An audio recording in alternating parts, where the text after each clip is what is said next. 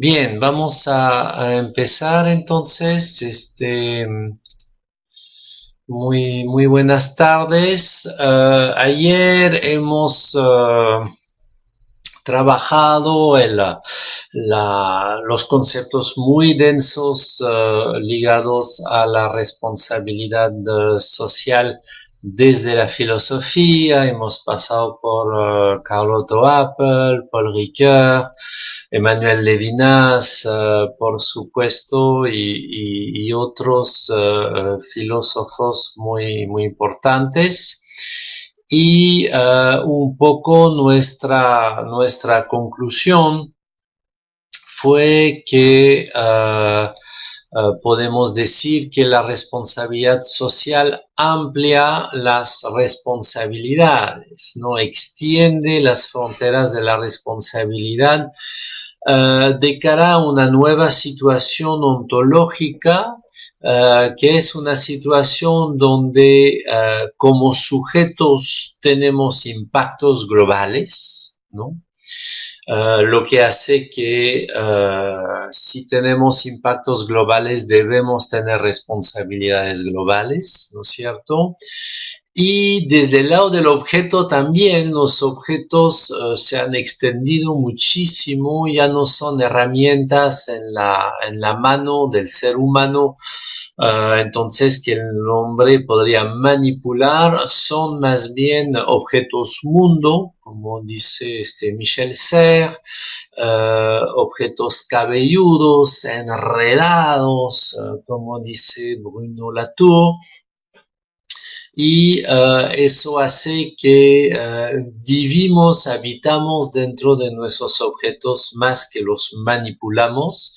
Desde luego son más bien ellos que pasan su tiempo manipulándonos y forzarnos a hacer lo que ellos necesitan para ser operabilizables, ¿no? Piensen en todo lo que ustedes han tenido que aprender en su vida para manejar la computadora, internet, etcétera, etcétera, ¿no? Entonces, como tenemos otra relación a la objetividad y que nosotros como subjetividad hemos cambiado en esa era tecnológica, es absolutamente normal de volver a considerar las fronteras de la responsabilidad y ya no contentarse con las responsabilidades morales y jurídicas por lo que hemos hecho, sino extender más allá esas responsabilidades a la colectividad, una responsabilidad social y una responsabilidad social no solamente por lo que hacen los agentes sociales, sino por sus impactos sistémicos, ¿no? Lo que nos coloca más o menos en la posición mitológica de Noé, conduciendo el arca, ¿no? Manejando la totalidad de la vida del planeta Tierra en su barco tecnocientífico, podemos decir, ¿no? Entonces, en ese sentido, tema es de ver si el barco en el cual estamos todos metidos en este momento es un barco tipo Titanic, es decir, insostenible, o si más bien va a lograr ser el arca de Noé, ¿no?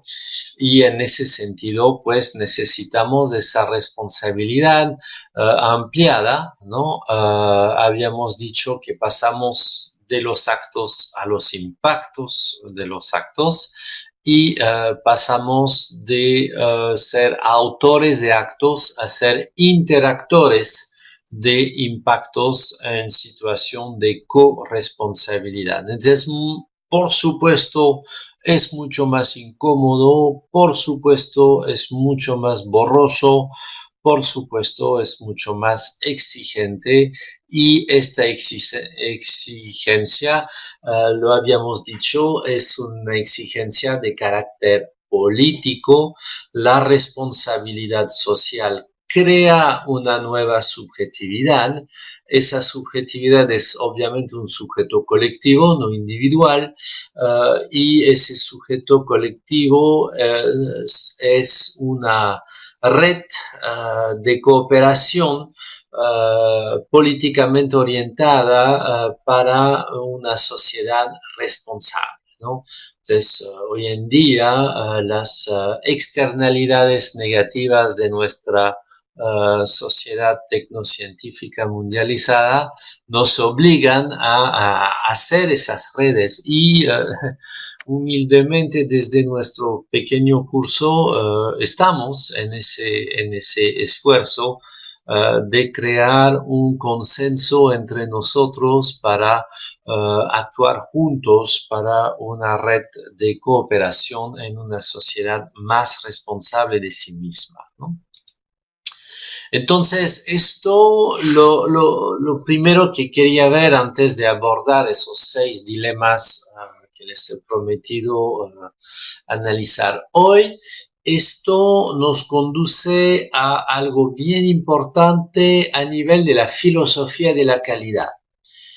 Muchos de ustedes son o bien docentes o bien gerentes universitarios, ¿no? Y en cuanto en cuanto tienen tareas administrativas, obviamente tienen que vérselas con la filosofía de la calidad, ¿no? Y la gestión de la calidad normalmente es una gestión que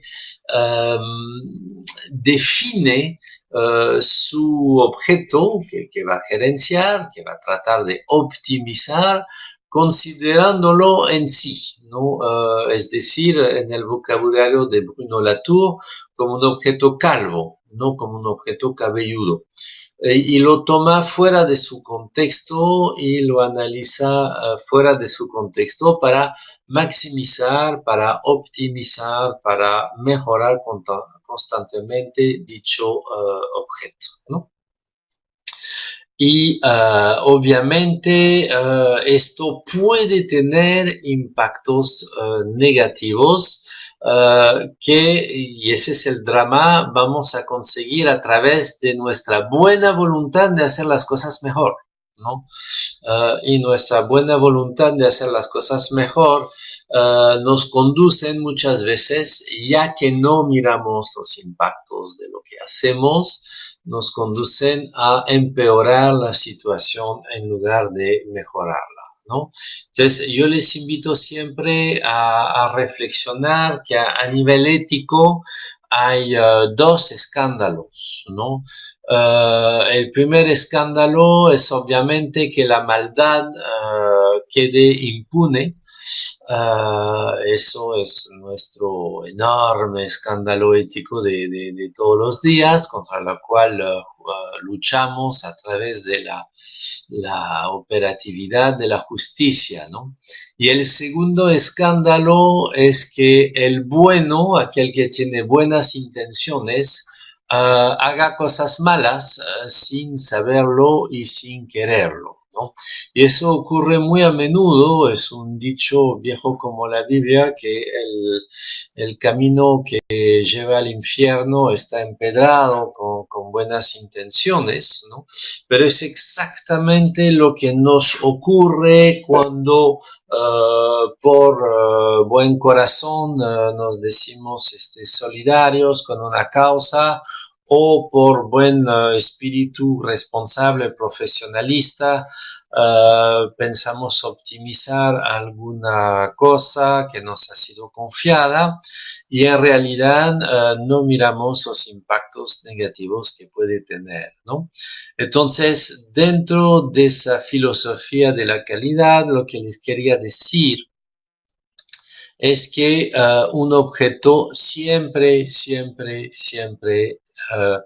ha dejado de ser calvo, tiene impactos, está enredado en un sinnúmero de otros objetos, servicios, procesos y obviamente sus impactos deberían ser considerados al igual que sus características propias. Y más bien filosóficamente deberíamos terminar ya de una vez por todas en la época de la mecánica cuántica con una filosofía aristotélica, substancialista, atomista, neotomista, medieval, escolástica, hay mil modos de definirla, pero que considera que la realidad está hecha de cosas separadas entre sí, que tienen su esencia, su definición, su etiqueta, y que le podríamos colocar. Pues no, la realidad es una sola, es imposible separar algo dentro de la realidad. Cualquier separación es una mutilación de la realidad y debe recordar esa mutilación y desde luego si queremos mejorar la calidad de un objeto del mundo, pues debemos mejorar el mundo o por lo menos pensar en el destino de ese objeto a mejorar dentro del mundo, lo que nos conduce a superar esa optimización parcial, siempre ingenieril, que se ocupa del objeto separado del resto del mundo y más bien trabajar una calidad ética del objeto, el objeto y todas sus circunstancias, el objeto y todos sus impactos, el objeto metido en la red de objetividad del mundo, ¿no? Entonces, pasar de una optimización parcial a una sostenibilidad total y obviamente sistémico-política, ¿no? Tal es más o menos la competencia laboral básica que deberíamos infundir en nuestros jóvenes universitarios de pre y posgrado. Entonces, esta responsabilidad social tiene un enorme problema. Es difícil de pensar y es más difícil todavía de institucionalizar. ¿Por qué? Porque es difícil de hacerla funcionar en forma imputativa, ¿no? La responsabilidad moral y la responsabilidad jurídica están muy bien pensadas, son responsabilidad por nuestros actos. Esos actos son imputables a autores de esos actos. En este momento yo hablo, mi acto es hablar y yo soy el autor imputable de todas las palabras que voy pronunciando. Eso es distinguible si soy yo quien habló, ustedes no están hablando. Desde luego, si digo una tontería, no es su culpa, es mi culpa. Desde luego podemos diseñar muy bien el universo de la responsabilidad moral y quizás si insulto a alguien, si difamo a alguien, también podría ser una responsabilidad de tipo jurídico en este caso, ¿no? Nada de eso está bien dibujado en la responsabilidad social que nos enreda a todos como interactores, ¿no? Repito, desde luego es una corresponsabilidad, es una responsabilidad colectiva y debemos controlar nuestros impactos entre todos, ¿no? Y obviamente es difícil, otra vez, el pantalón que compré en la tienda, puedo medir muy bien el acto de comprar el pantalón, pero haciendo esto he comprado toda la cadena de proveedores de este pantalón y mi acto aparentemente inocente en la tienda de ropa puede volverse sumamente tendencioso, sumamente irresponsable si en la cadena de valor de este pantalón encontramos contaminación ambiental, no respeto de los derechos humanos, esclavitud o toda una serie de atropellos a la dignidad de las personas que han fabricado ese pantalón, que han cosido ese pantalón, que han transportado ese pantalón, vendido ese pantalón, etcétera, etcétera, ¿no? De ahí esta gran idea que habíamos visto ayer, los objetos han dejado de ser objetos, son ataduras arriesgadas, dice Bruno Latour, nos atan a un sinnúmero de cosas que la verdad quisiéramos no estar ligadas en ellas, ¿no? Entonces aquí hay una responsabilidad específica. El problema es que es difícil instituir esta responsabilidad social. Yo les invito a leer los principios rectores de la ONU sobre derechos humanos y empresas, ¿no?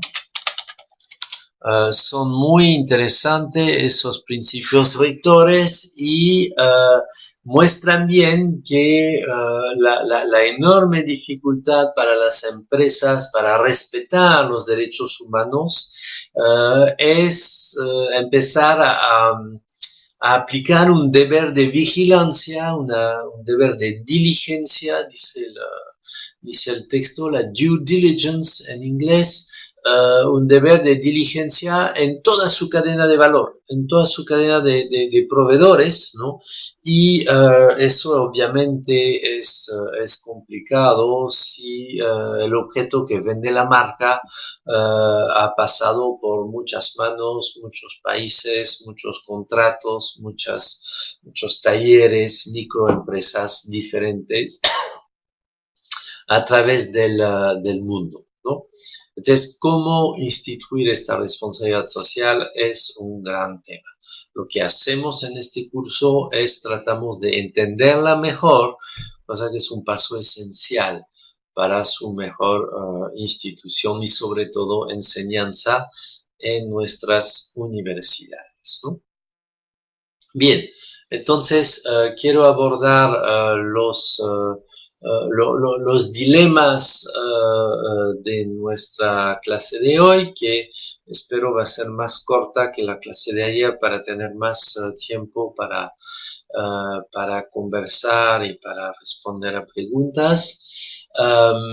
Son 6, caramba, el número 6 se ha transformado en 1. Así es la tecnología, nunca se domina totalmente. Y esos dilemas son dilemas importantes que debemos absolutamente pensar porque hay muchísima confusión. Otra vez, el gran enemigo contra el cual debemos luchar es nuestra doxa, es nuestra pequeña opinión. Y nuestra pequeña opinión nos hace confundir y reducir la responsabilidad social con el compromiso social, la generosidad social, la solidaridad social, la buena corazonada que me lleva a ayudar a mi prójimo, y eso obviamente es extremadamente reductor frente a lo que debería ser una responsabilidad social entretejida entre nosotros e institucionalizada por nuestros respectivos estados, ¿no? Entonces, he dividido estos temas de dificultad de pensar la responsabilidad social en 6, ¿no? seis dilemas, ¿no? El primero es de saber si existe la responsabilidad social o si no existe. Y vamos a ver que hay muchos actores que han pensado útil de negar la existencia de una responsabilidad social como algo absolutamente fantasioso, pero no real ni institucionalizado, ¿no? El segundo dilema es de saber si se trata de un compromiso o de una imputación. Es decir, la responsabilidad social es mi promesa para con el mundo o es algo imputable que otros me puedan achacar a mí y me puedan encarar mi responsabilidad social, que lo quiera o no. Es la enorme diferencia, ¿no? Si es solamente un compromiso, yo hago lo que me da la gana y cada quien hace lo que le da la gana. Si es una imputación, aunque no quiera, pues me pueden forzar a hacer ciertas cosas, ¿no? El tercer dilema entonces es muy ligado al segundo, ¿no? Una vez que hemos contestado al segundo, el tercero cae por su propio peso, es de saber si la responsabilidad social es voluntaria o obligatoria. El, el, el discurso actual de la responsabilidad social es todavía un discurso extremadamente voluntarista, ¿no? La obligatoriedad se da muy pocos países todavía han legislado sobre la responsabilidad social de las empresas y todavía menos sobre la responsabilidad social de las universidades, ¿no? Nosotros en Perú somos más o menos los únicos que hemos realmente puesto la responsabilidad social universitaria como ley, la ley universitaria en su artículo 124 y que obliga las universidades, cumpliendo con la ley, a cumplir con su responsabilidad social, ¿no? Entonces es un tema muy importante de saber si esta responsabilidad es voluntaria u obligatoria. Obviamente si es voluntaria no tenemos por qué hablar de responsabilidad social, sino nada más de compromiso social, ¿no? Bien. El cuarto dilema es de saber qué rol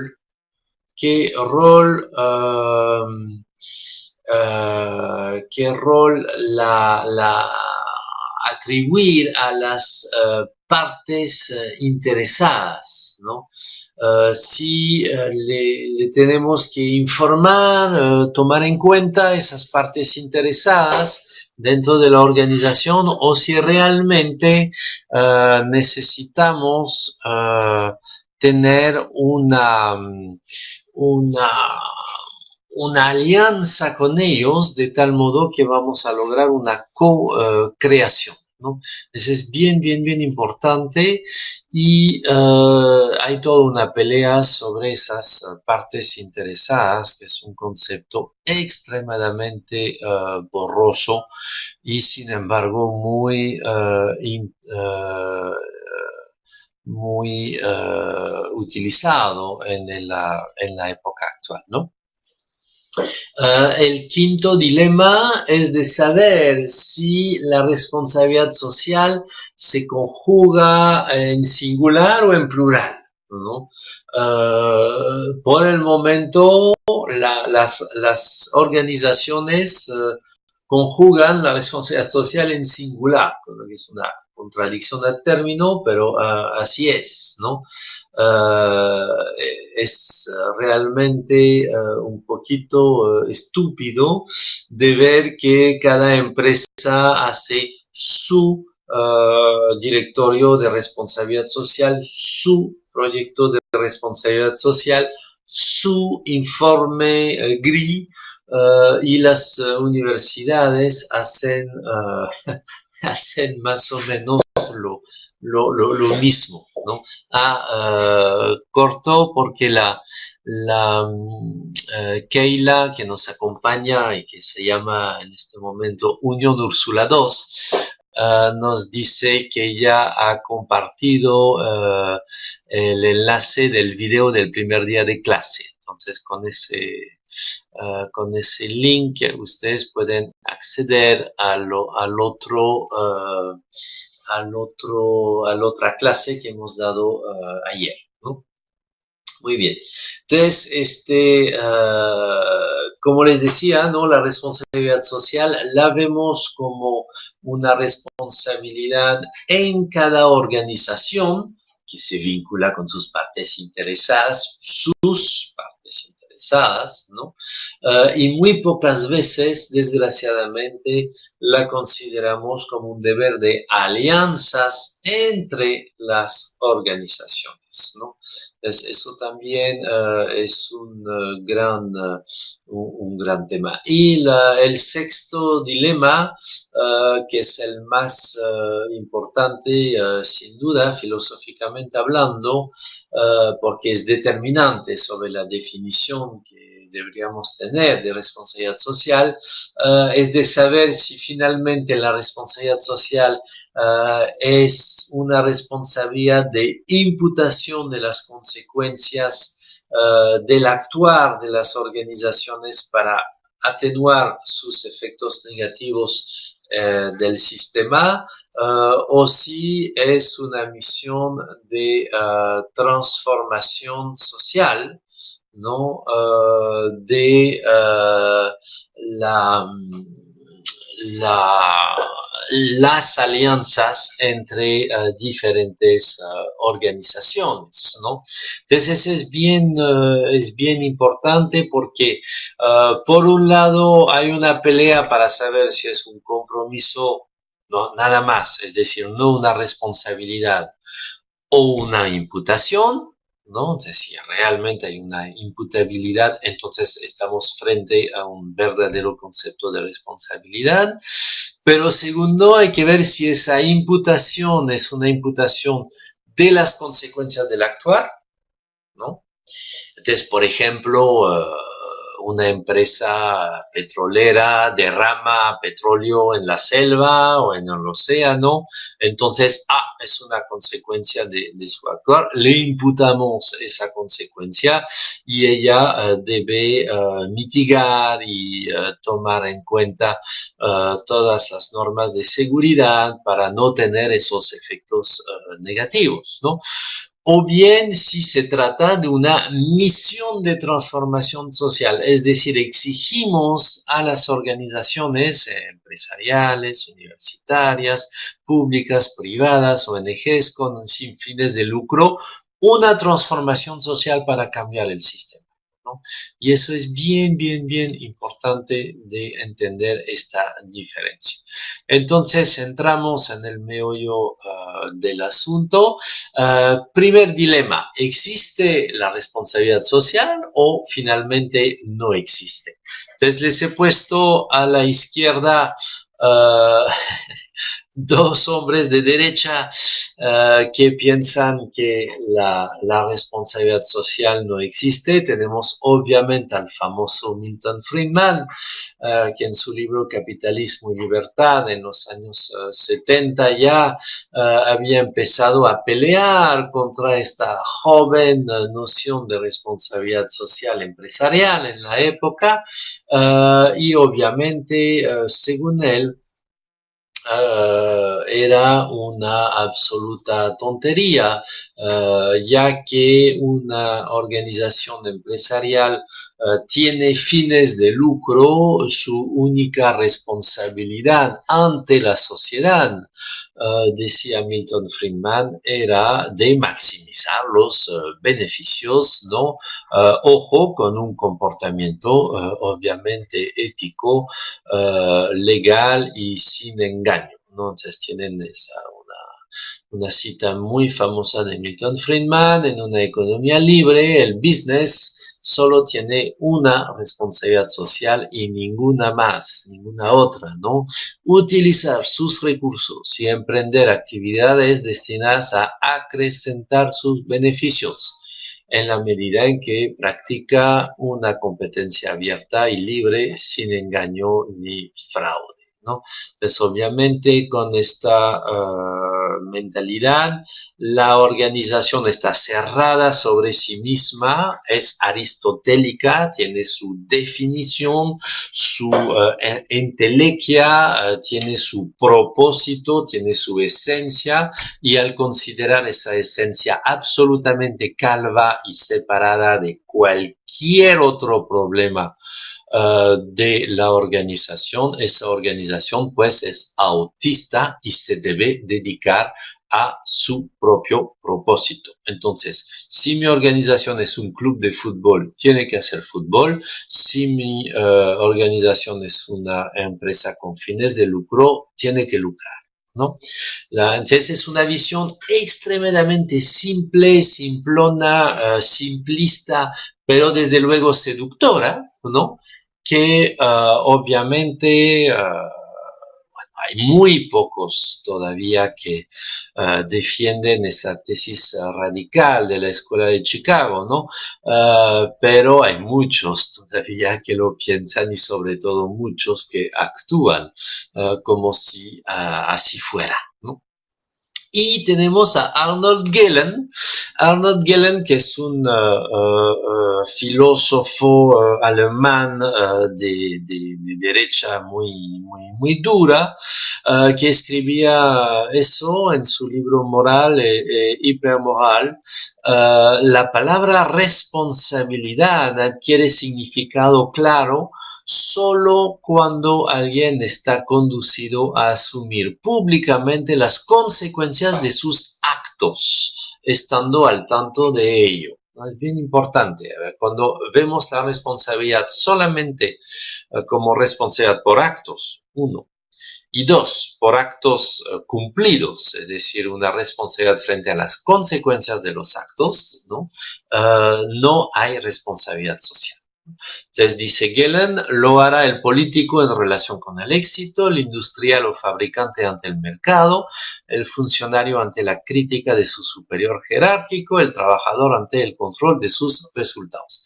Es decir, para Arnold Gehlen hay responsabilidad cuando hay un mandato preciso en un contrato preciso, y es frente a ese contrato que tenemos una responsabilidad a asumir públicamente, a asumir legalmente. Esa visión legalista de la responsabilidad descarga, por supuesto, de cualquier tipo de participación responsable en algo que yo no he hecho, ¿no? Acuérdense de la definición de ayer de la responsabilidad colectiva.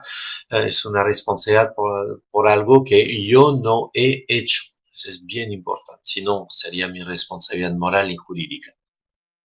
Frente a eso, en el lado de la derecha le pongo una cita de Amartya Sen, otro premio Nobel como Milton Friedman, ¿no?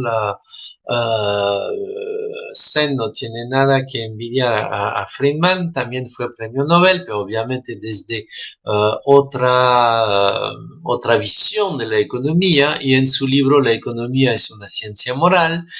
Él, al contrario, escribe lo siguiente, ¿no? La noción de responsabilidad social se basa en el reconocimiento del hecho de que la vida de los individuos en sociedad conlleva interdependencias. Entonces salimos del autismo de la Escuela de Chicago, de ese autismo de una visión cerrada sobre sí misma de la organización, que persigue su propósito, como una bacteria busca actualizar su ADN y nada más, ¿no? Y nos damos cuenta que vivimos en sociedad, y esa sociedad conlleva interdependencias, lo que implica, dice Sen, obligaciones recíprocas, ¿no?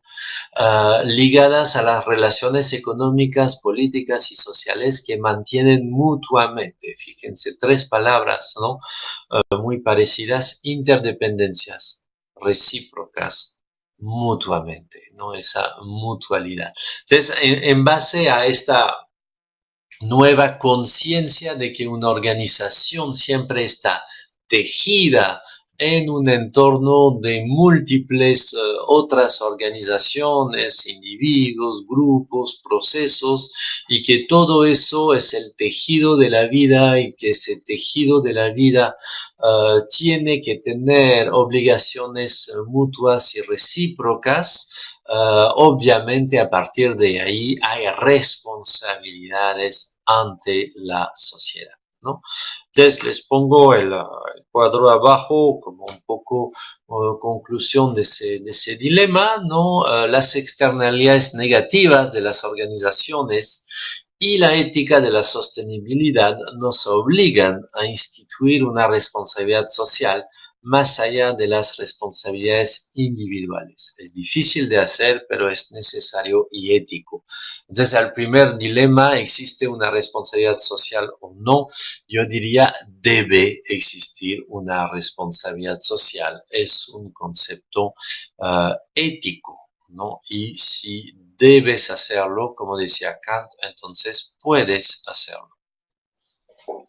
Segundo dilema, ¿no? La responsabilidad social, ese deber, ¿no? Una vez que sabemos que existe, ¿es un compromiso o es una imputación, ¿no? Entonces, al lado izquierdo le pongo esa pésima definición del Libro Verde de la Comisión Europea del inicio de los años 2000. Libro Verde de Responsabilidad Social, que fue tan criticada por todos los actores, las ONG sobre todo, en Europa cuando salió. Y a la derecha le pongo la definición de la ISO 26000, 10 años después, en el año 2010. Obviamente hoy día la Comisión Europea ha botado ese libro verde al tacho de basura y lo ha reemplazado por la nueva política de la Comisión Europea sobre responsabilidad social de las empresas, ¿no? Pero en este libro verde, que todavía desgraciadamente se sigue citando en Latinoamérica, porque aquí no tenemos miedo a lo obsoleto, la responsabilidad social es la integración voluntaria por las empresas de preocupaciones sociales y ambientales a sus actividades comerciales y sus relaciones con sus partes interesadas, ¿no? Entonces, obviamente, con una definición así, yo integro voluntariamente a mis actividades unas preocupaciones sociales, pues es facultativo, discrecional. Yo hago lo que yo quiero y yo lo decido por mí mismo, ¿no?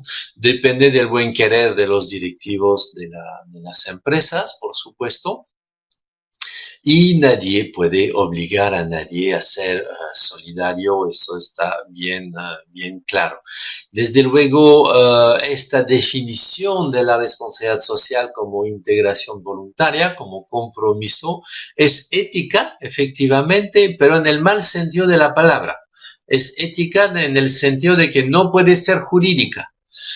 Es ética en el sentido de que la ley no se debe meter, es cuestión de voluntad, es cuestión de corazón, ¿no?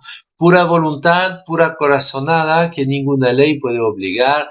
Obviamente, con eso los impactos globales que tenemos todos y que nos conducen al Titanic planetario donde estamos, no vamos a resolver ninguno de esos impactos, porque si hay que esperar que todos los directivos de todas las organizaciones sean angelitos, nos moriremos antes de alcanzar un impacto positivo, ¿no? Entonces, a la derecha está la definición actual de la responsabilidad social, la que inició la ISO 26000 y que ha retomado muchos textos posteriores. La ISO 26000 como guía de responsabilidad social es del año 2010, recuerdo, y define la responsabilidad social como responsabilidad de una organización ante los impactos de sus decisiones y actividades sobre la sociedad y el medio ambiente. Apenas tengo una definición de responsabilidad social en términos de impactos, la sociedad puede exigirle originariamente a las organizaciones a velar por sus impactos, ¿no? Y la sociedad puede, desde luego, reprochar a una organización sus impactos y puede obligarle a reparar, prevenir, mitigar, anticipar sus posibles impactos negativos. Entonces, con esta definición, se puede jurídicamente imputar impactos negativos a organizaciones y responsables.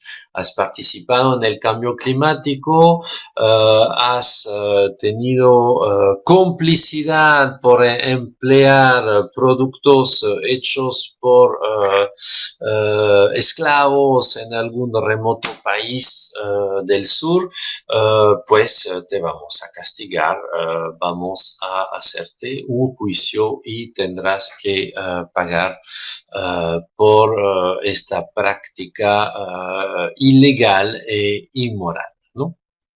Entonces, obviamente, la responsabilidad social debe ser una imputación y no solamente un compromiso. Diciendo eso, ojo, no significa que no debamos comprometernos con la responsabilidad social, pero debemos comprometernos con una imputación social. Debemos comprometernos con una institucionalización de una responsabilidad que no puede quedarse en la buena corazonada de alguien que tiene un poquito de beneficios, ¿no? Siempre recuerdo a mis alumnos en ese sentido, ese lema de las ONGs europeas frente a las empresas que se pretenden socialmente responsables, pero que hacen filantropía. No me digas qué haces con los beneficios, dime cómo los obtienes. No me digas qué haces con los beneficios, dime cómo los obtienes. Lo que muestra bien que la responsabilidad social no es un compromiso de buenas acciones fuera del core business del negocio, sino al contrario, una manera de operar el core business del negocio, ¿no? Bien, el tercer dilema, perdón, la tercera pregunta cae, como les dije, por su propio peso cuando tenemos la primera resuelta, ¿no? Y es de entender que la responsabilidad social no puede ser voluntaria, sino que tiene que ser obligatoria. Desde luego, tiene que haber una institucionalización legal y leyes que obliguen a la responsabilidad social. Sé que lo que estoy diciendo no está bien visto por los empresarios liberales, pero estamos en un Titanic planetario, ya no tenemos tiempo para darnos el lujo de dejar los negocios que tienen tantos impactos hacia nuestra vida hacer lo que les da la gana, ¿no? Entonces, si debemos imputar los impactos sociales y ambientales a las organizaciones, segundo dilema, entonces la responsabilidad social ya no puede ser abandonada a una libre voluntad generosa, una mera ética en el mal sentido de la palabra, sino que tiene que ser institucionalizada por ley. Las buenas prácticas no son suficientes. Y ahí resalto este tema. Si ustedes desde la universidad reducen la responsabilidad social a las buenas prácticas y no a las buenas políticas, ¿no? Pues no están dando el mensaje correcto a los alumnos, ¿no? Están dando un mensaje activista que dice que, si hacemos buenas cosas, ya somos buenos y eso, qué lindo, es responsabilidad social, ¿no? Y no, es mucho más que eso. Otra vez, no me digas qué haces con los alumnos voluntarios el sábado en la tarde, dime cómo los educas y en base a qué tipo de conocimientos que investigas, ¿no? Eso sería un poco la traducción en la RCU de la frase de la RCE, ¿no? La empresarial. Entonces, solo la ley va a permitir tener amplios impactos positivos en toda la sociedad y el planeta. Es lógico, si nuestro propósito es de cambiar el sistema económico hacia justicia y sostenibilidad, obviamente debemos pasar por la ley en un momento dado. Y aquí hay un excelente libro de un norteamericano, David Fogel, que fue publicado en los 90, si mal no recuerdo, que se llama El mercado de la virtud, ¿no? Y en este libro, El mercado de la virtud, David Fogel dice algo muy, muy cierto, ¿no? La definición de la responsabilidad social de la empresa debe ser objeto de una nueva formulación que incluya las responsabilidades de las firmas, de las empresas, ante el refuerzo de la sociedad civil y la capacidad de los gobiernos a exigir que todas las empresas actúen en forma responsable. Fíjense bien, contentarse con dar un buen ejemplo no es suficiente, ¿no? Y ahí toma un ejemplo que es bien interesante. Las firmas responsables necesitan igualmente del apoyo de políticas públicas que dicten estándares mínimos para su competencia menos virtuosa, porque tales exigencias son formas frecuentemente necesarias para cumplir con los propósitos subyacentes de la RC. Mientras no me obligan, no lo hago, o solamente 2 o 3 lo hacen y los demás no. Entonces insiste David Fogel y dice lo siguiente: una empresa que promueve el establecimiento de estándares reglamentarios mínimos, pero que no ha reducido sus propias emisiones de gases de efecto invernadero, entonces no ha hecho buena práctica, pero empuja al gobierno para que pase una ley de buena práctica, pues esa empresa puede ser considerada como más virtuosa que aquella que voluntariamente ha eliminado sus emisiones, pero que se opone a la puesta en práctica de exigencias reguladoras adicionales, ¿no? Entonces, es una frase que me gusta mucho, ¿no? Más vale la empresa que no hace nada, pero que empuja para que haya una ley responsable, que una empresa que hace mucho para la responsabilidad social, pero que frena de los dos pies para que no se imponga a todo el mercado de un país una exigencia legal, ¿no? Esa me parece una muy buena idea, ¿no? Y es una muy buena idea también para las empresas que hacen muchas cosas voluntariamente por la responsabilidad social, por una razón muy simple. Cuando hablamos de responsabilidad social, hablamos de inversión en una empresa. Hay que hacer cambios, hay que hacer inversiones, hay que capacitar, hay que mejorar, hay que cambiar una tecnología por otra. Todo eso tiene un costo. Entonces, ¿qué pasa? Si estoy en un ambiente de libertad total en el mercado donde cada uno hace lo que le da la gana sin exigencias de ley, yo que quiero ser bueno, al asumir yo solo los costos de una mejor manera de procesar mis productos y servicios, pues mis precios, mis costes se van a elevar, por supuesto. Y mi competidor que no hace nada, él se la lleva con mucha felicidad, me roba el mercado porque sus productos son más baratos, siendo irresponsable, y entonces en un mercado libre, la empresa más responsable al asumir costos superiores desaparece y la empresa más irresponsable que no asume ningún costo adicional de responsabilidad social, pues ella perdura y es la única que perdura.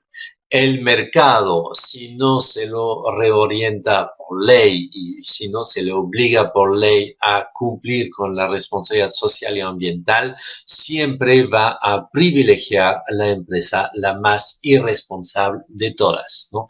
Y eso es algo que hay que subrayar. Por eso es muy importante para ayudar mismo a esas empresas voluntarias que hacen las cosas porque quieren hacerlas bien y las hay, pues hay que ayudarles poniendo leyes que obliguen a todos los competidores a hacer lo mismo. Bien, lo que nos conduce al cuarto dilema sobre ese rol de las partes interesadas. Ahí realmente yo les invito a leer la ISO 26000, porque es extremadamente chistoso de ver cómo la ISO 26000 se pelea con la noción de partes interesadas, ¿no? Todo el mundo en el momento de la negociación de la guía ISO 26000, todo el mundo estaba más o menos de acuerdo para incluir el tema de las partes interesadas adentro, porque ahora es un beabá de cualquier discurso de responsabilidad social, de tomar en cuenta sus partes interesadas, que bla, bla, bla, bla, bla, bla.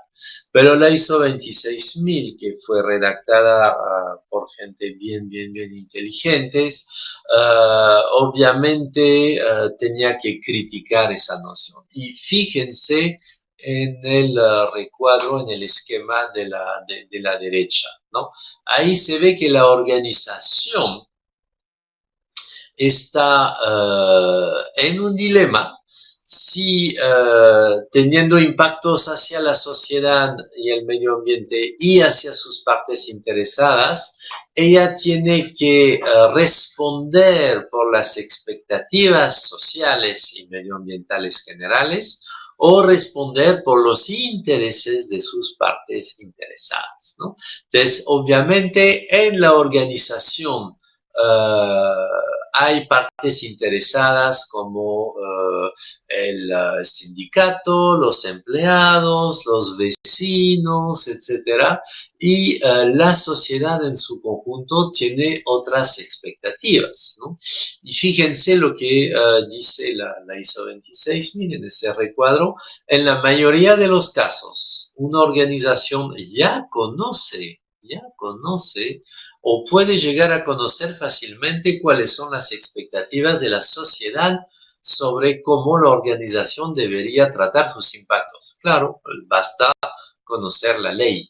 En tales circunstancias, la organización no necesita depender del involucramiento con partes interesadas específicas para conocer estas expectativas. Lo que hace, curiosamente, la ISO 26000 es una crítica feroz a las partes interesadas, que muchas veces son interesadas en sus pequeños intereses, pero estos intereses no corresponden realmente a las expectativas universales de la sociedad y el medio ambiente. Entonces, por ejemplo, los inversionistas, los empleados, quizás estarán para nada preocupados por las emanaciones de CO2 de la organización, pero el medio ambiente sí estará muy preocupado por esas emanaciones, ¿no?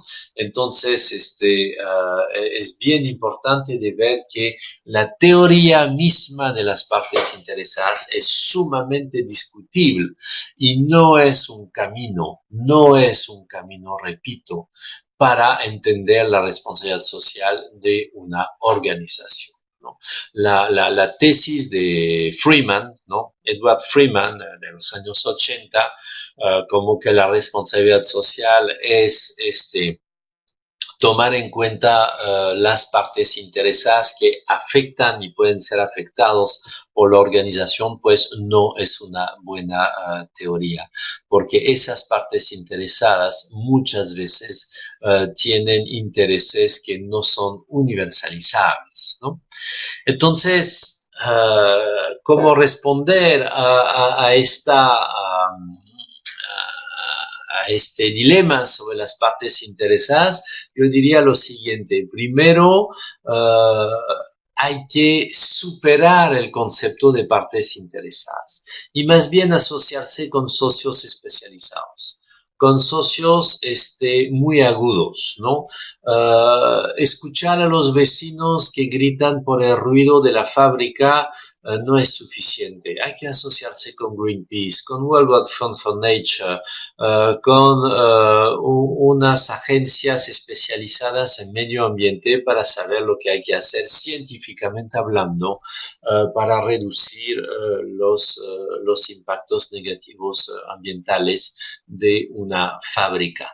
Del mismo modo, podemos escuchar a nuestros estudiantes, podemos escuchar a partes interesadas externas en la universidad, pero es desde la investigación científica que debemos lograr decir lo que debemos hacer en la universidad, cuál es el conocimiento que hay que producir, cómo producirlo y cómo transmitirlo a los alumnos. Entonces hay que hacer un poquito más serio que meramente tomar en cuenta o informar con un informe gris a las partes interesadas, ¿no?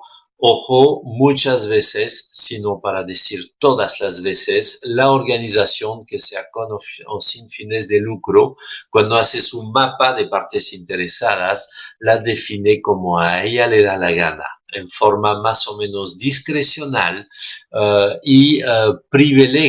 prioriza la parte interesada que quiere privilegiar, que quiere priorizar, ¿no? Y hasta que un socio externo o un enemigo mejor externo emplace a la empresa o emplace a la universidad, ojalá llegue, ¿no? Su mal comportamiento, su falta de responsabilidad, muchas veces hasta que esto ocurra, que pone en peligro la buena reputación de la organización, pues la empresa no hace nada más que hablar de partes interesadas y abastecer esas partes interesadas de un informe anual que nadie ha pedido, pero que se les da en papel cuché, lindo, lujoso y hablando muy bien de todo lo bueno que hace la organización. La verdad es que todo eso es muy bueno para el show y para los premios de responsabilidad social, pero para salvar a nuestro planeta y redimir las injusticias es profundamente insuficiente, ¿no? Entonces yo siguiendo a la ISO 26000 en su inmensa duda solapada sobre el rol de las partes interesadas, yo le diría lo siguiente: más que tomar en cuenta o informar a las partes interesadas de modo más o menos discrecional, una organización debería cumplir con sus deberes ante la sociedad y el planeta, asociándose con socios especialistas para co-crear innovaciones sociales transformadoras. Lo que nos interesa es la co-creación en alianzas entre muchos actores.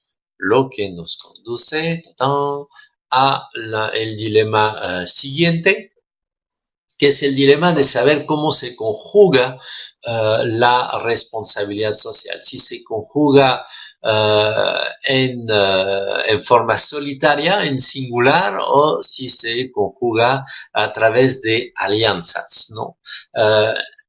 Su universidad tiene su responsabilidad social universitaria de su universidad, o más bien está insertada en un territorio, en una localidad, en un país, en una región, en un planeta y tiene que aliarse con muchas organizaciones para redimir los malos impactos de esta localidad, esta región, este país, este continente, este mundo, este planeta Tierra.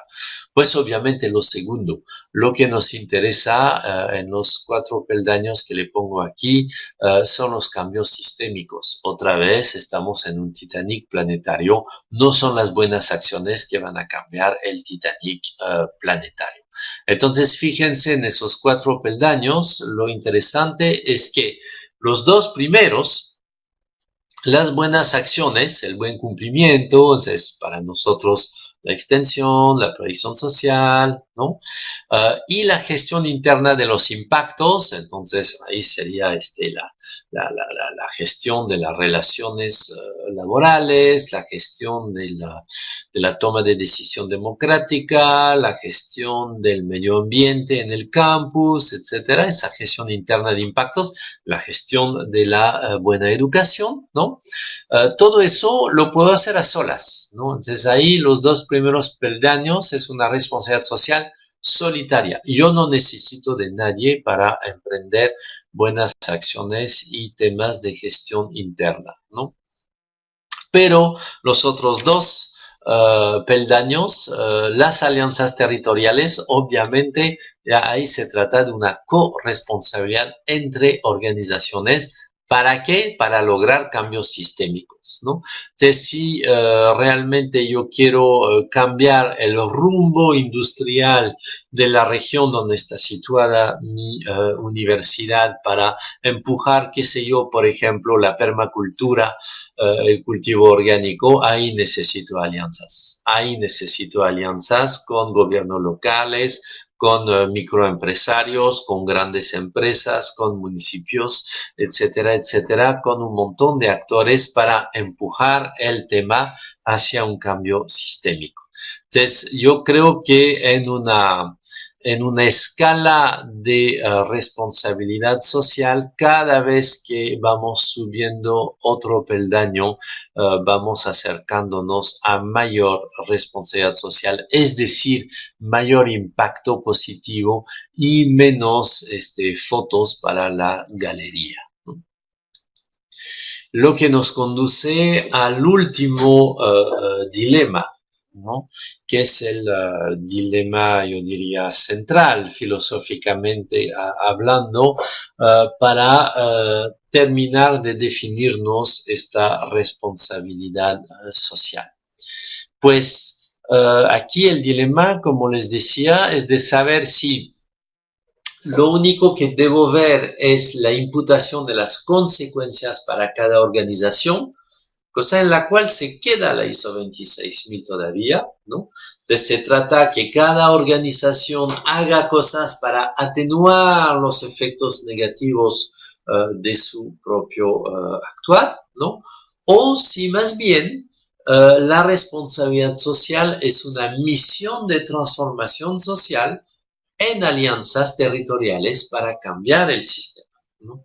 Y obviamente ya habrán entendido que nuestra tesis es de pensar la responsabilidad social como misión de transformación social, ¿no? Desde una perspectiva de ética de la sostenibilidad, lo que interesa es un cambio de sistema, ¿no?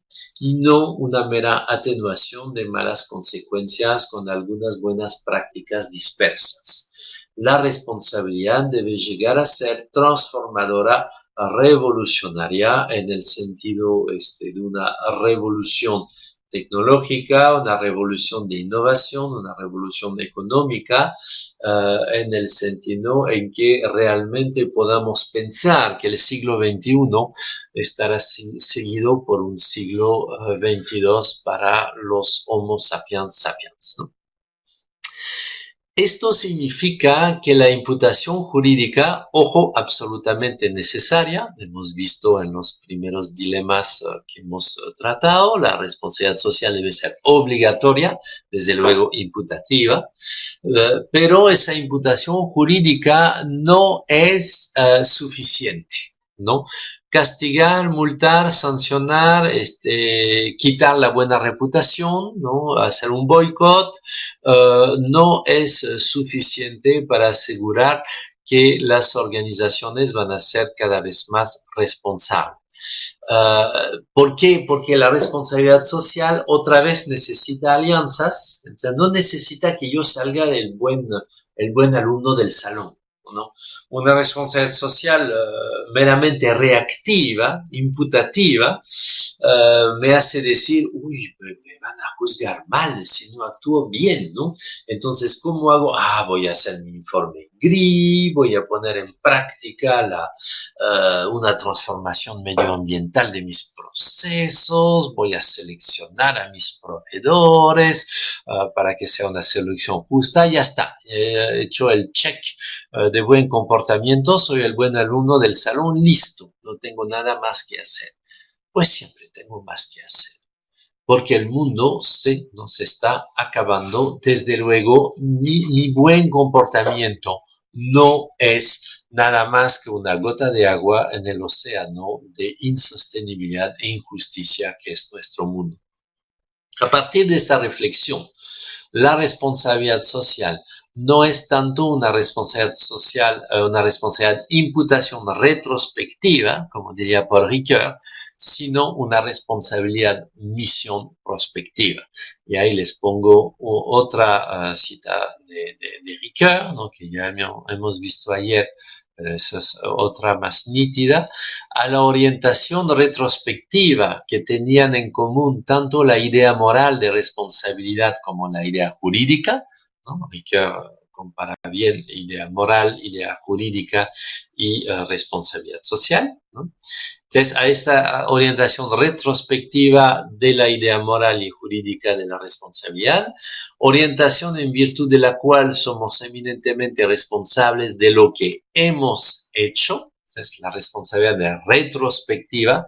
Yo he cometido algo en el pasado, entonces retrospectivamente me achacan la responsabilidad de lo que yo he hecho, esa responsabilidad me incumbe y puedo, por ejemplo, recibir una sanción por lo mal actuado que haya podido ser mi actuación en el pasado, ¿no?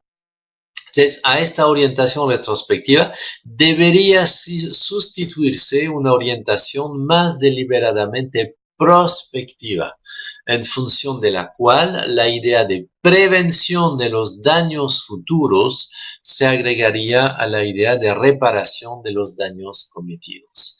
Entonces, no es solamente una visión de reparar daños cometidos, sino más bien de prevenir daños futuros.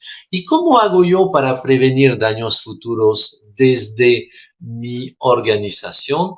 Viendo sus procesos, viendo sus productos, viendo sus servicios, pues tengo que innovar. Tengo que hacer cambios fundamentales en la manera de definir y practicar los servicios y productos que produzco, vale la redundancia, de tal modo que yo deje realmente de arriesgar producir daños, ¿no? Con mis productos, con mis servicios y que más bien yendo a prevenir un mundo futuro, yo pueda innovar socialmente y transformar el modo de cumplir con esos servicios y productos, ¿no? Por eso les pongo tres recuadros que son una progresión en el concepto de responsabilidad social. Reparación de daños cometidos está muy bien, pero es el primer peldaño. Prevención de daños futuros es muchísimo mejor y para cumplir bien con esa prevención, innovación social transformadora. Mi organización funciona de otro modo ¿no? Y por ejemplo, he pasado de utilizar energía por hidrocarburos, ¿no? Tratando de mitigar para reparar los daños cometidos, he pasado a las energías renovables, solares, eólicas, biomasa, etcétera. Entonces he innovado para transformar mi rubro de negocios, ¿no? Bien, vamos terminando. Esta diapositiva es para mí la más importante, es la que concluye el día de hoy y el día de ayer, en realidad, y es sobre todo lo que necesitamos cambiar para entender esa responsabilidad social como la deberíamos entender. Primero debemos absolutamente borrar de nuestra mente la confusión entre la filantropía facultativa y la responsabilidad social. Siendo una responsabilidad, la responsabilidad social debe ser obligatoria, debe ser normada por ley, lo que no puede ser nunca la filantropía. Ojo, no estoy diciendo que la filantropía está mal, no me hagan decir lo que no he dicho. La filantropía está muy bien, pero no tiene nada que ver con la responsabilidad social. Del mismo modo, los proyectos sociales voluntarios fuera de la currícula en la universidad están bien, pero de ninguna manera pueden confundirse con la responsabilidad social de la universidad. Entonces, primer paso desde lo facultativo hasta lo obligatorio por ley. Segundo paso, desde una responsabilidad social aparte del core business de mi organización. Mi organización, qué sé yo, es una minería y me meto en proyectos de educación de niños de primaria. ¿Qué tiene que ver mi rubro de negocios con la educación? Absolutamente nada. Pero encontré eso porque tengo un buen corazón y que si me ocupo del colegio, pues los pobladores se van a quedar contentos con la mina, entonces podré seguir destrozando todo el planeta, no importa, pero he ayudado a los niños del colegio. Obviamente debemos pasar a una responsabilidad social integrada, ¿no? Es el business mismo que tiene que ser socialmente responsable, ¿no? Tercer paso, pasar de una responsabilidad social solitaria en cada empresa por separado, ¿no? A una corresponsabilidad social interorganizaciones, una responsabilidad social territorial, una responsabilidad social practicada entre nosotros. Entonces, el tercer paso es la asociación. Necesitamos obligación, integración, también asociación. Y finalmente necesitamos innovación, ¿no? De la responsabilidad social reactiva que tenemos hoy en las empresas, como gestión de riesgos, gestión de buena reputación. Uy, me van a juzgar mal, entonces hago algo bueno para la sociedad y el medio ambiente, listo, con eso me juzgan bien. No, debemos pasar una responsabilidad social inspiradora. Es decir, al analizar los posibles riesgos de mi rubro de negocios, ¿no? Debo poder inspirarme para que estos negocios, estos procesos, estos servicios que brindo sean brindados en forma innovadora, de tal modo que la economía que yo vaya practicando sea una economía que repare el mundo y que no solamente mitigue algunos efectos colaterales dañinos, ¿no? Entonces, estos son los cuatro pasos intelectuales que les invito a meditar: la obligación, la integración, la asociación y la innovación. Si aplicamos esto a las universidades, da lo siguiente. Para que la RSU no se vuelva vana, a mí me parece que debemos absolutamente pasar de una proyección social voluntaria a una RCU normada por ley, como ya lo hemos hecho en Perú, pero bueno, la ley está, pero todavía nos falta mucha, mucha práctica y muchas transformaciones internas, ¿no? Es obligación. La integración, es decir, pasar de una visión del compromiso social como extensión y servicio social fuera de la currícula profesional a realmente una integración en la currícula de la dimensión de la responsabilidad social. Es decir, que la profesionalización de mis futuros economistas, periodistas, contadores, médicos, enfermeras, sea una profesionalización socialmente responsable, que tengan todos los hábitos de la responsabilidad social en su debido quehacer profesional, ¿no? Lo que obviamente me conduce a una transversalización de la responsabilidad social. Ya no es extensión, es a la vez gestión, formación, investigación y extensión. Tercero, la universidad que deja de actuar por sí sola. La universidad que deja de practicar su pequeña RCU solitaria, ¿no? Y que se asocia con otras y con otras organizaciones para cumplir con una corresponsabilidad social entre las organizaciones, una RCU territorializada para tener impactos positivos fuertes. Y finalmente, innovación de una responsabilidad social universitaria paliativa, las buenas prácticas internas y algunos proyectos hacia comunidades vulnerables, ¿no? A una responsabilidad social inspiradora, innovación educativa y cognitiva para la transformación social desde el ejercicio de la ciencia. Nosotros somos agentes científicos y es desde la ciencia que debemos cumplir con la responsabilidad social. Es decir, si la responsabilidad social nos inspira y no solamente nos compromete, vamos a trabajar la actividad científica y la actividad pedagógica en forma innovadora y encontrar realmente métodos para una real transformación, transformación social desde la ciencia. Mi voz se me va, es el momento de devolverle la palabra a ustedes. Muchísimas gracias.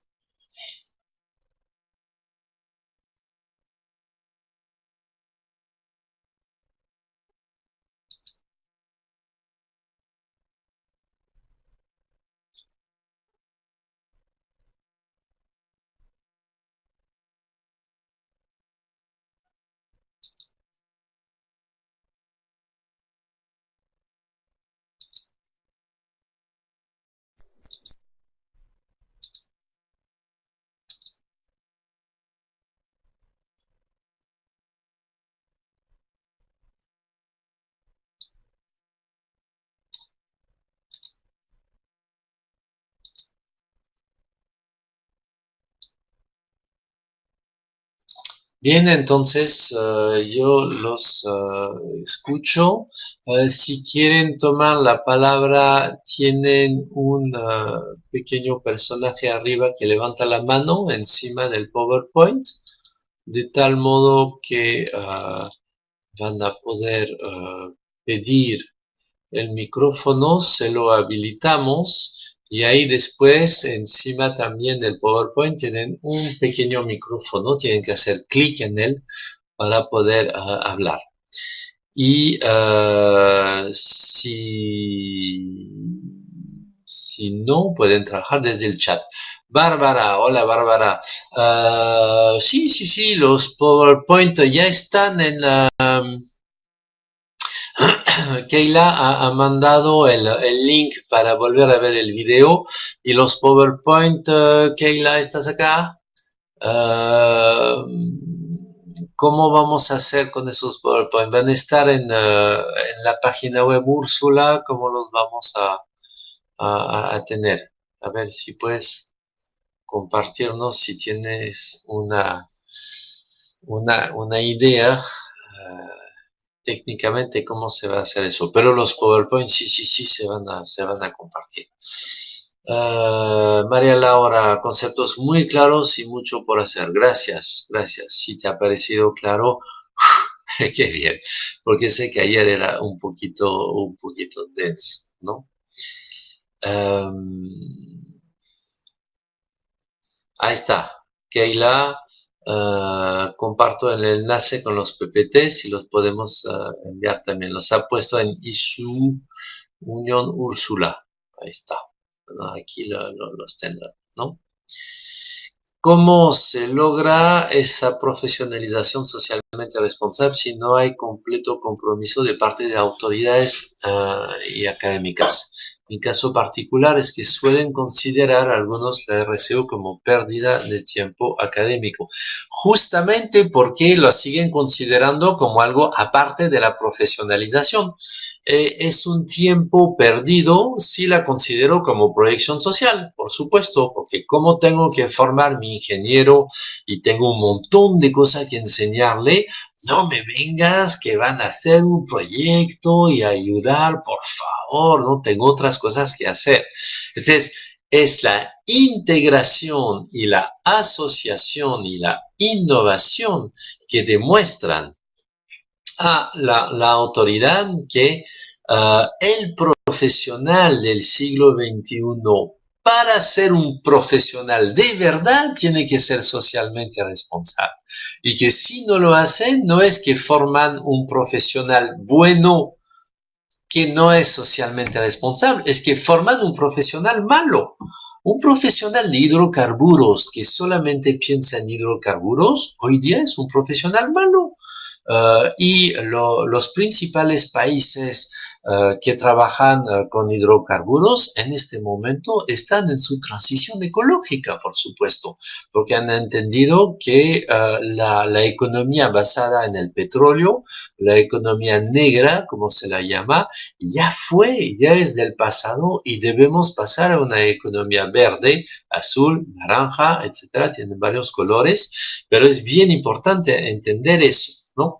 Entonces, si no hay compromiso de parte de tus autoridades académicas, sin duda es porque son obsoletas, tus autoridades académicas tienen un pensamiento del siglo XX, entonces es tu oportunidad de pasar la correcta información, hacer este lobby, informar, capacitar, hacer liderazgo lateral para hacer lo máximo. Si nos quedamos en una pequeña extensión y proyección social, muy buena gente, con ninguna investigación, con casi nada de sistematización, con impactos sociales muy pequeños, obviamente van a seguir burlándose de nosotros esas autoridades y esos académicos.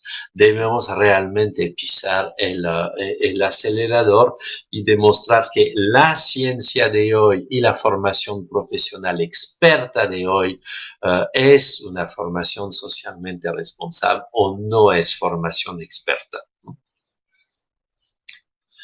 ¿Qué opinas desde la responsabilidad social? Una iniciativa de trabajar la maestría en gestión de la seguridad y de salud en el trabajo vinculado con Protección Civil del Estado de Jalisco para impactar en los niños de educación básica. No veo muy bien cómo una maestría en gestión de la seguridad y la salud impacta en los niños de educación básica. Debe impactar en los alumnos de la maestría en gestión de la seguridad y salud. No entiendo bien la pregunta. Son los alumnos de la maestría, que no son niños obviamente de educación básica, que deben ser bien impactados por sus cursos de maestría. Y obviamente la gestión de la seguridad y salud tiene todos los temas de gestión de riesgos, adaptación al cambio climático, tienen todos los temas de salud pública, por supuesto, entonces todo el tema de pesticidas, y todos los efectos colaterales de nuestros impactos negativos tecnológicos, ¿no? Exacto, me pondré a innovar para socializar. Eso, muy bien, ¿no? Si la responsabilidad social, dice mi gran amiga Fabiola, es normada jurídicamente, no se volvería una responsabilidad jurídica y dejaría de ser una responsabilidad social. La responsabilidad social tiene que ser una responsabilidad jurídica.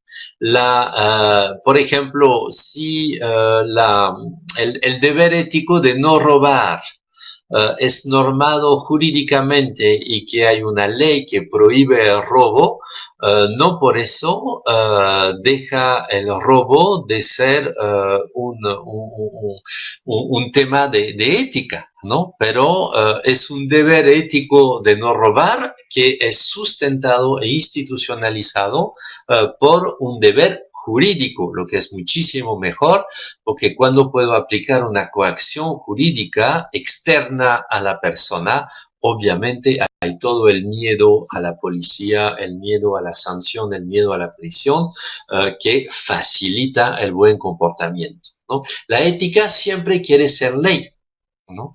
Entonces, cuando una responsabilidad social, ¿no?, se vuelve responsabilidad jurídica, está feliz porque obliga a todo el mundo a cumplir con lo que debe de cumplir, ¿no?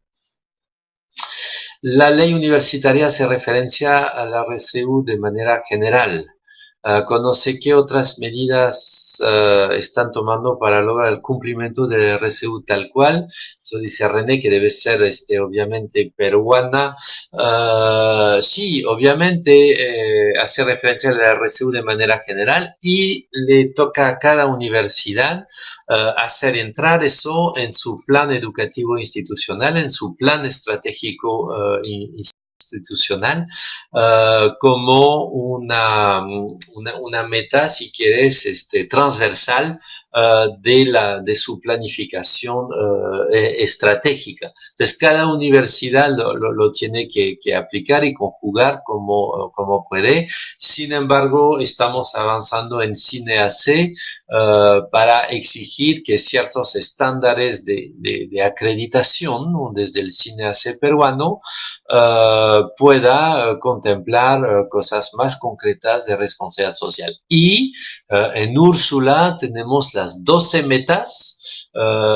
Yo te invito a cumplir con esas 12 metas, a hacer el autodiagnóstico, ver los baches que tú tienes dentro de la universidad y emprender caminos de cambios políticos, ¿no? Muy bien, a ver, Mirea, gracias por la jornada. ¿Implica también la formación en valores y misión de cada universidad? Sí, con innovación y creatividad, sí, en el artículo de los escenarios se realizarían en la que nos desarrollamos totalmente de acuerdo, pero cuidado con la formación en valores, ¿no?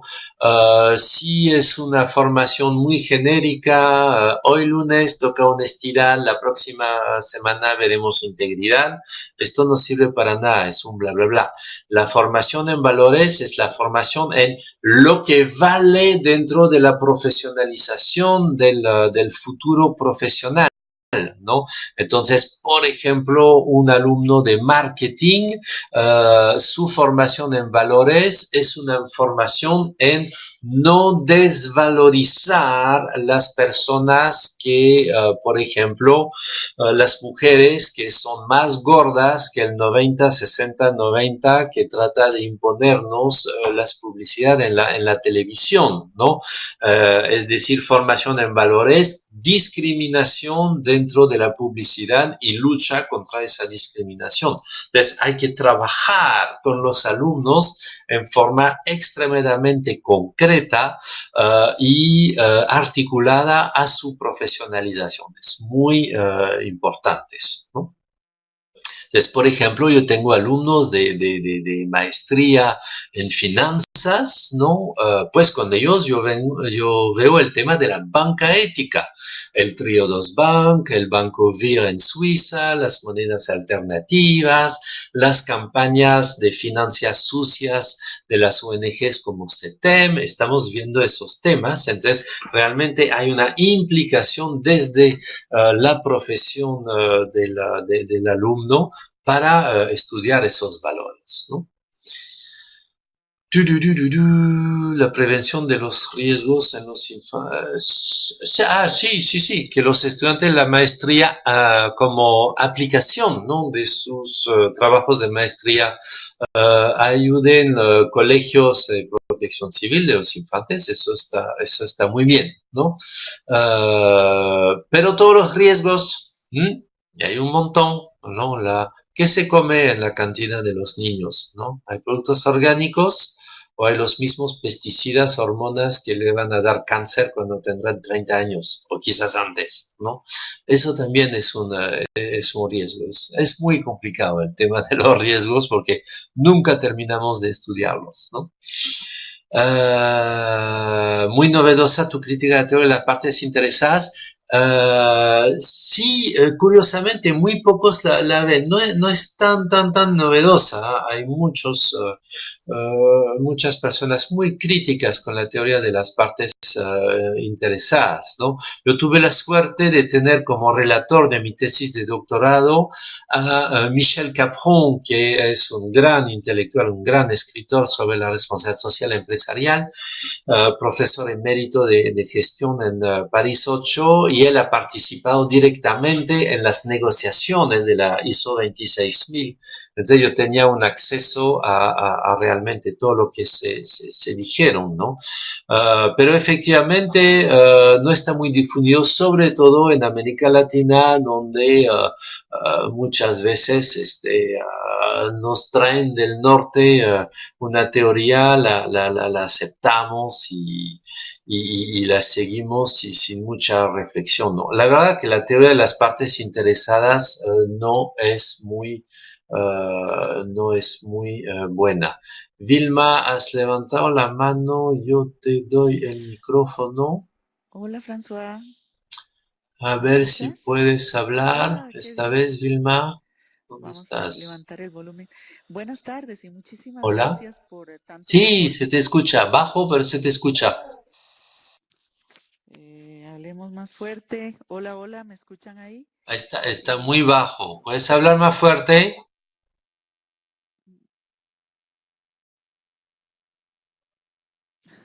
Un poquito. Gracias, A ver. François, de nuevo por tantos Sí, yo aportes, soy bajo, perdón.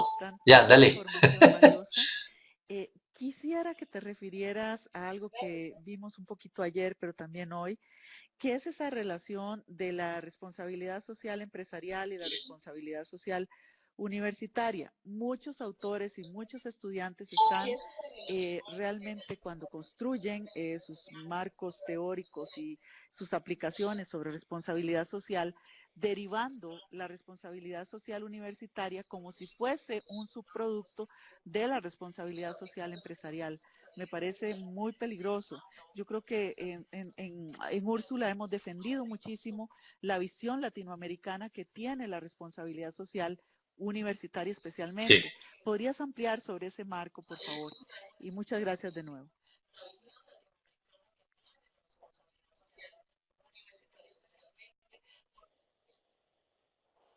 Sí, gracias a ti, Vilma. Siempre es un gusto colaborar contigo. Sí, en realidad, cuando entendemos bien la definición de la responsabilidad social a secas de cualquier organización, entendemos bien cuál es la diferencia entre la empresarial y la universitaria. La responsabilidad social es responsabilidad de una organización por sus impactos hacia la sociedad y el medio ambiente. Entonces, una vez que empiezo a analizar, a preguntarme cuáles son los impactos de mi organización, pues si pertenezco a una fábrica de zapatos, yo voy a empezar a ver un montón de impactos hacia la gente que trabaja en mi fábrica, la utilización de materiales plásticos, la contaminación de los ríos, etcétera, etcétera. Y si soy académico en una universidad, voy a empezar a ver la educación que brindo a los alumnos, los tipos de carreras que estamos vendiéndoles, los tipos de enfoques de investigación que tenemos, etcétera, etcétera, la gestión del campus, etcétera, etcétera, ¿no? Entonces, esa diferenciación no es que la RCU sea absolutamente diferente de la RSE. Lo que es diferente son el tipo de servicios que brindamos a la sociedad, y el servicio educativo cognitivo de la universidad es diferente del servicio productivo lucrativo de una empresa, ¿no? Y es en ese sentido que se diferencian las cosas. Y bueno, como ya sabrán, mis trabajos han conducido desde la mitad de los años 2000 a agrupar los impactos de la universidad en 4 grandes ámbitos, ¿no? de impactos: los ámbitos de gestión interna sobre las personas y sobre el medio ambiente, los impactos sociales con todos los vínculos que la universidad opera con socios en su ámbito de desarrollo, los impactos educativos de formación de personas, y los ámbitos cognitivos de investigación, formulación, construcción de conocimientos, ¿no? En base a eso ya no hay posibilidad de confundir las dos, tampoco de alejar las dos vertientes que digamos de responsabilidad social empresarial y responsabilidad social universitaria. Obviamente la RCU no es un subproducto de la RCE, porque eso significaría que la universidad es un subproducto de las empresas, cosa que es una estupidez, ¿no? Más bien, la universidad es mucho más vieja históricamente que las empresas que conocemos, ¿no? Pero no debemos tampoco alejar tajantemente una de la otra, como si la responsabilidad social empresarial fuera la gestión de impactos, pero la responsabilidad social universitaria sería otra cosa, por ejemplo, el compromiso social, bla, bla, bla, cosa que no es, ¿no? Entonces, yo obviamente no estoy a favor de la confusión y de la reducción, porque si no, la responsabilidad social universitaria no abordaría los temas de impactos educativos y sobre todo de impactos cognitivos, que son muy fuertes, y solamente vería los impactos de gestión del campus y de gestión de la participación social. Entonces no lo confundiría, obviamente, pero tampoco lo alejaría mucho como para decir que para las empresas es gestión de impactos, pero para nosotros es otra cosa. No, para nosotros también es gestión de impactos, lo que nos encara nuestros propios impactos negativos, cosa que es muy, muy importante, ¿no? Espero que esto conteste bien a tu pregunta. Estamos a riesgo de alejarnos de la visión organizacional, desnaturalizar los propósitos. A ver, trato de ver lo que dice Alonso de Chile. De asumir una responsabilidad más allá de sus... yo no creo que sea difícil de asumir para una universidad una responsabilidad social más allá de sus clientes internos, externos y órganos reguladores. Por ejemplo, métete en los ODS. Los 17 ODS son expectativas sociales y medioambientales universales que nos obligan a luchar contra la pobreza, luchar contra la contaminación de los océanos, tener ciudades sostenibles, una alianza para la paz, etcétera, etcétera. Y ahí tienes grandes rubros de acción que no necesitan después preguntarte a tus estudiantes, a tus socios internos y ni siquiera a tu órgano regulador si hay que hacerlo. Hay que hacerlo. Los 17 Objetivos de Desarrollo Sostenible son una brújula mundial que Chile, al igual que Perú y todos los países latinos hemos firmado. Entonces son agenda de desarrollo y debemos colaborar con esa agenda de desarrollo. En las 12 metas que propone Úrsula, los ODS, podríamos decir que son presentes muchas veces, pero en particular en la meta 5, que es la meta de inclusión de los ODS en las mallas curriculares de las diferentes profesiones que enseñamos, y en la meta 12, que es la participación de la universidad en la agenda local, nacional e internacional, ¿no?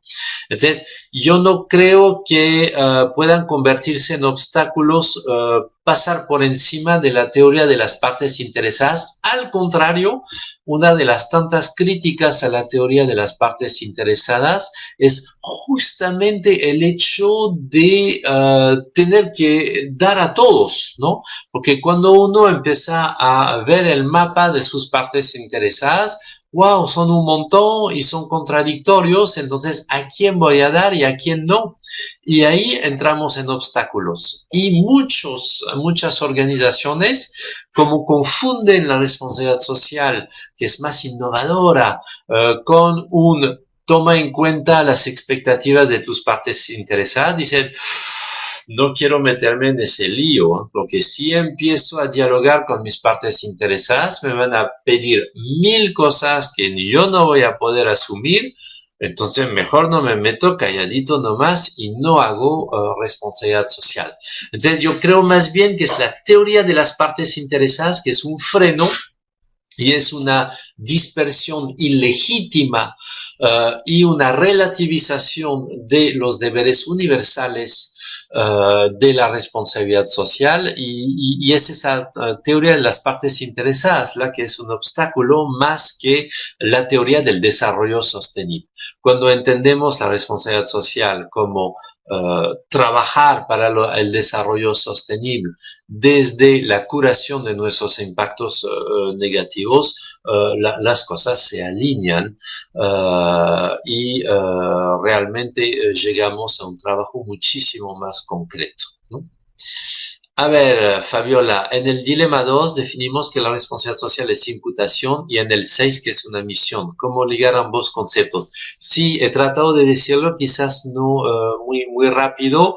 Tiene que ser una imputación porque si no es un fofo compromiso, es decir, una promesa, es decir, nada, pero más allá de la imputación tiene que ser una misión, es decir, la responsabilidad social, en mi juicio, tiene peldaños, ¿no?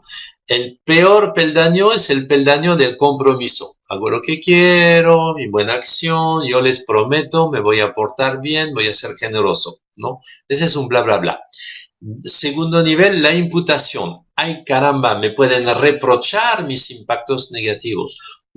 Están cambiando las leyes para obligarme a impactos positivos. Entonces tengo que ponerme al derecho, ¿no? Y esto me conduce a una misión. Más que reaccionar para no ser imputado y no ser acusado, ¿no? Finalmente la responsabilidad social es mi misión. Entonces yo me nutro de ella, me inspiro en ella y voy innovando, ¿no? Entonces fíjate, Fabiola, en esa última diapositiva que se quedó ahí a propósito, la parte de imputación está en la flecha de obligación, mientras que la parte de misión está en la flecha de asociación e innovación, ¿no? Que me conducen a asociarme con otros para realmente pasar del cuidado de los impactos negativos, para no ser imputable, ¿no? A la promoción de impactos positivos, ¿no? Sí, sí, Carmen, Soledad, tienes absolutamente razón. La responsabilidad social implica compromiso institucional. Claro, ella no es un mero compromiso, pero implica nuestro compromiso, ¿no?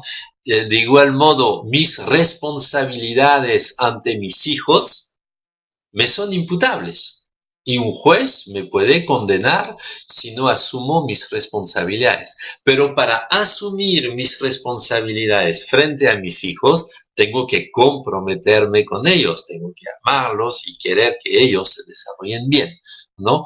Entonces, otra vez, la crítica no es una crítica al compromiso, es una crítica a la confusión y sobre todo a la reducción de la responsabilidad a un mero compromiso, como si fuera algo emocional, sentimental, de voluntariedad, etcétera, etcétera, cosa que no es, ¿no?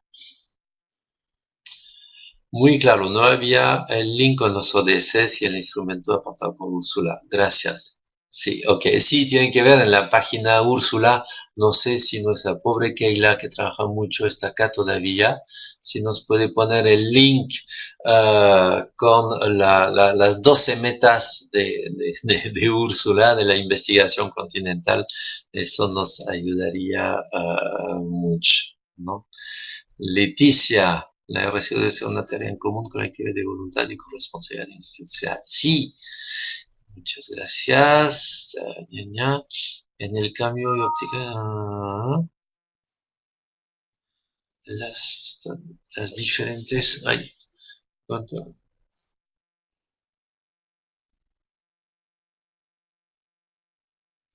¿Cómo lograr un sujeto colectivo si la tendencia actual es el individualismo en una sociedad líquida, como Bauman afirma? Sí, más allá de Bauman, yo creo que la sociedad ni siquiera es líquida hoy en día, sino que es gaseosa, porque es una sociedad donde hay burbujas, ¿no? Y explosiones, ¿no? Y como todo es viral, todo se hace muy rápido. Si la sociedad fuera líquida, todavía sería fácil porque no es tan difícil canalizar un líquido, pero manejar un gas es muchísimo más difícil, se tiende a dispersar. Si la sociedad es individualista, pero lo que no significa tampoco autista. ¿Y cómo lograr un sujeto colectivo? Obviamente es a través del diálogo, la discusión, el consenso y la asociación, las alianzas. Necesitamos mucha gobernanza, ¿no? Gobernanza es cuando nos asociamos con el otro sin que ni él ni yo podamos darnos órdenes, ¿no? Hay gobierno cuando hay una jerarquía de mando. Mi gobernante me dice de hacer algo y yo tengo por ley que cumplirlo, ¿no? Hay gobernanza cuando tú y yo nos asociamos para pilotear un proyecto común, pero ni tú ni yo nos podemos dar órdenes, ¿no? Entonces necesitamos mucha gobernanza. Es difícil la gobernanza, pero es absolutamente necesaria. Otra vez yo creo que es la naturaleza que nos se está uniendo y que nos va a unir, ¿no? Es decir, esa perspectiva de desaparición de la humanidad, esa necesidad de reparar la vida común, nos puede unir. No entiendo muy bien el inicio de tu frase cuando el sujeto responsable, cuáles son las diferentes sustanciales en cuanto a la esencia del ser humano, efectivamente la, la epistemología que hay detrás de esta filosofía de la responsabilidad social no piensa en una esencia del ser humano, ¿no? Y ahí, bueno, es un poco técnico, pero son los trabajos de Habermas, Karl Otto Appel y de Kant en el inicio que permiten definir los principios éticos universales sin sin tener que pasar por una esencia del ser humano. Cosa que es muy importante porque estamos en una época de tolerancia. Por ejemplo, no tengo el derecho de decirle a mi vecino con quién se tiene que acostar, ¿no? Si mi vecino es heterosexual como yo, pues bien, si es homosexual, pues bien también. Yo no tengo nada que decirle al respecto. Él hace lo que quiere. Eso no es individualismo, eso es tolerancia. Y esa tolerancia parte de la idea muy moderna que la ética es lo universalizable y que si mi comportamiento, mi modo de ver no es universalizable, entonces tengo que abstenerme de universalizarlo y respetar desde luego la diferencia del otro. Si parto del hecho de que la ética depende de una esencia humana, ahí sí que es otro problema, porque defino en sí lo que es el ser humano y deduzco de lo que es el ser humano su comportamiento natural, su comportamiento esencial, su comportamiento que él debe tener por naturaleza. Y ahí entro en un dogmatismo profundo porque, por ejemplo, para retomar ese mismo ejemplo, voy a definir el ser humano como un ser sexuado, la naturaleza ha hecho al ser humano hombre y mujer, entonces debemos absolutamente ser heterosexuales y la homosexualidad debe ser prohibida, bla, bla, bla, bla, bla, bla. ¿No? Entonces, eso es bien complicado. Más bien, los trabajos de Edgar Morin, por ejemplo, la antropología de Edgar Morin, nos conducen a que ese enorme coliflor hipercomplejo que tengo en la cabeza y que tú tienes también, es tan hipercomplejo que ha hecho estallar los instintos y ni tú, ni yo, ni nadie, cuando es ser humano, tiene instintos. Desde luego, la naturaleza en nosotros es la cultura y la cultura es la diversidad, porque hay una diversidad cultural. Desde luego, la pregunta del ser moderno sobre la ética no es cómo voy a definir el ser humano y cómo voy a deducir de esa definición lo que debe hacer ese ser humano. Más bien, el problema de la modernidad es cómo dándonos la evidencia de la pluralidad de seres humanos y de la pluralidad de escalas de valores, de modos de vida, de culturas, de normas de conducta, dándonos esa pluralidad, cómo encontrar, sin embargo, algunos principios universales entre nosotros, ¿no? Entonces, es la pregunta al revés, que no busca la definición de la esencia del ser humano, pero que a pesar de la ausencia de definición, busca algunos principios universales de conducta para composibilitar los puentes entre nuestras diferencias, ¿no? Eso es la gran tarea inacabada, como dice Habermas, de la modernidad, ¿no? Gracias, Keila, que ha compartido el enlace de la investigación continental. Ahí tienen las 12 metas. La matriz de las 12 metas los indica Keila y Silvia son esenciales a la vida de Úrsula, ¿no? Sí, diferencias sustanciales, para eso hay que definir sustancias.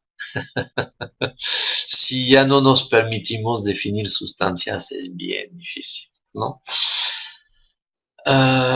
Los 4 campos que mencionaste, el RCU, gestión universitaria, aspecto cognitivo, aspecto formativo y aspecto de participación social, ¿no? Ahí está, vas a encontrar eso en cualquier artículo mío sobre RCU.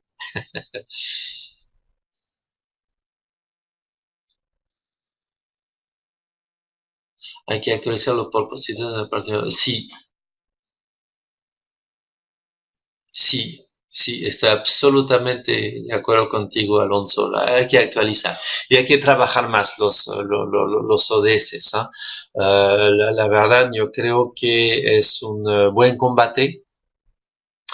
Yo creo que es importante que Úrsula se vaya uniendo a los trabajos del PNUD sobre los ODS. Es importante que Úrsula afiance su relación con CLAIS, el Centro Latinoamericano de Aprendizaje y Servicio Solidario, para este trabajo interno muy importante desde la formación académica como aprendizaje basado en proyectos sociales, como aprendizaje pertinente socialmente, de cara a cara con los problemas sociales reales. Y creo que es importante que Úrsula vaya afinando la crítica a la educación, ¿no? En un sentido de Edgar Morin, en un sentido también, obviamente, de Paulo Freire y todo lo que él ha podido aportar a la pedagogía latinoamericana. Y en ese sentido estoy muy contento de la relación que estamos logrando con Education Relief Foundation, que es una ONG que trabaja el tema de la educación balanceada e inclusiva, ¿no? A nivel mundial, y esto creo yo que va a ser muy fructífero, ¿no? Bueno, haremos lo propio desde nuestra trinchera laboral. Sí, todos vamos a regresar a nuestra trinchera laboral, que sea una trinchera de ternura, no para hacer la guerra y mandarnos balas y bombas, sino una trinchera de ternura, un surco para sembrar todo con ternura, si no, no funciona porque no es sostenible. Muchísimas gracias por su atención. Ya son las 5 de la tarde. Creo que hemos hecho todo lo que necesitamos hacer.